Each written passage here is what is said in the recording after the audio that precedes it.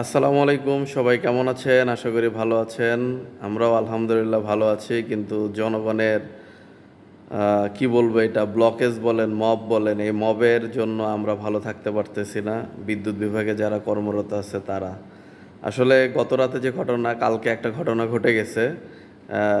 আমি সিলেট অঞ্চলের বেশ কিছু জায়গায় তারা রাস্তা ব্লকেজ করছে বিদ্যুতের জন্য। এবং তারা কি বলতেছে যে যতক্ষণ পর্যন্ত তাদের বিদ্যুৎ চালু না করা হবে ততক্ষণ পর্যন্ত তারা রাস্তা থেকে অবরোধ তুলবে না। এখন বিদ্যুৎ বিভাগ কি পারলেই কি সব চালু করে দিতে পারে? বা যে এলাকায় যারা বাসিন্দা, সে এলাকায় যে অফিস আছে, তারা ইচ্ছা করলে কি বিদ্যুৎ চালু করতে পারবে? মোটেও না।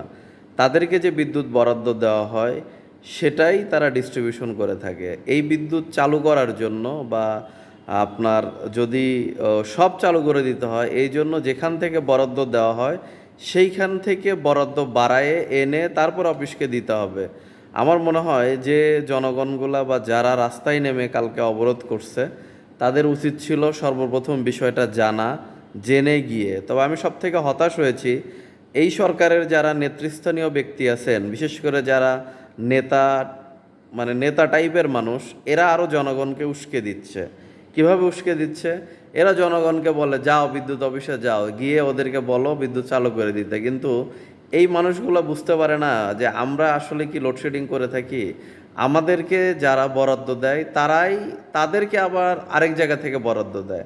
মন্ত্রণালয় থেকে বরাদ্দ দিতে পারে, বা ঢাকা থেকে দিতে পারে, বা যেখান থেকে বরাদ্দ হয় সেখান থেকে দিতে পারে। তাহলে যারা মানুষকে শান্ত রাখবে তারাই মানুষকে উস্কে দিচ্ছে। এরকম ঘটনা আমার কাছে অনেক আছে। এবং আমার অনেক অফিস নাম্বারে বা আমার কাছে অনেক সময় ফোন আসে, তারা আমাদেরকে বলে যে আপনারা কি কারেন্ট দিবেন কি দিবেন না বলেন, না হলে লোকজন পাঠিয়ে দিব। তাহলে আমি তো মনে করি যে এই যে রাস্তায় যারা নেমে আসছে তারা ম্যাক্সিমামই এই সরকারের মানুষ বা এই সরকারের সাথে ওতপ্রোতভাবে জড়িত। এদের যারা নিয়ন্ত্রণ করে থাকে তারাই জনগণকে উস্কে দিয়ে রাস্তায় নামিয়ে দিচ্ছে। যেমন কালকের যে ঘটনাটা, আপনাদের একটু ভিডিওটা দেখাই। এই যে ভিডিও দেখলে আপনার বক্তব্য শুনেন ওনার।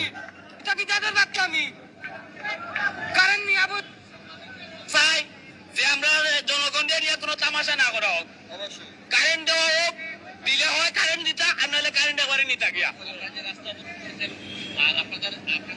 জনগণ অতিষ্ঠ হইয়া রাস্তা অবরোধ করছে।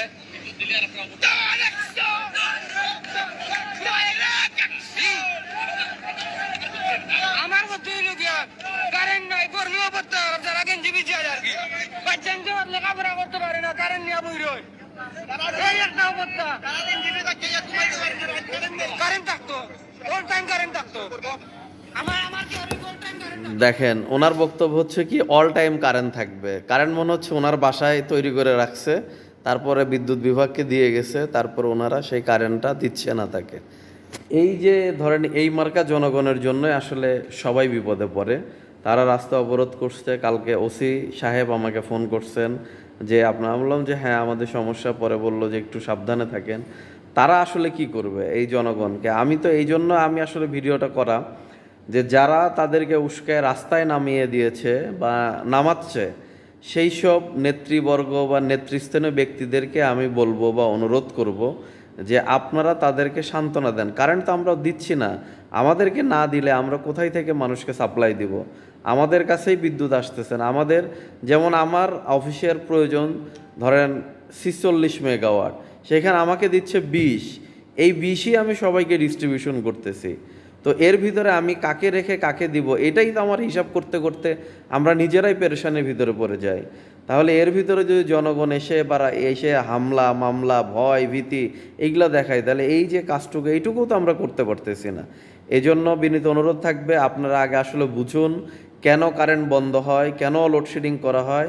সব কিছু বুঝে যদি মনে হয় যে না বিদ্যুৎ বিভাগের লোকজন আসলে তাদের ইচ্ছা করে কারেন্ট বন্ধ করে রাখতেছে, তারপর আপনারা যে ব্যবস্থা নেন। কিন্তু না বুঝে এই হুটহাট অফিসে এসে হুমকি ধামকি ভয় ভীতি এগুলো প্রদর্শন করে আমাদেরকে ভীত সন্তুষ্ট করবেন না। আর যদি করতে হয় তাহলে আপনাদের মন্ত্রণালয় আছে, আপনাদের বড় বড় লিডার আছে, আপনাদের নেতা আছে, তাদের কাছ থেকে আপনারা ভালো জায়গায়, যে জায়গায় কথা বললে কাজ হবে আপনারা সেইখানে কথা বলেন। শুধু শুধু মানুষের মানে কি বলবো এটা হ্যারাসমেন্ট করবেন না।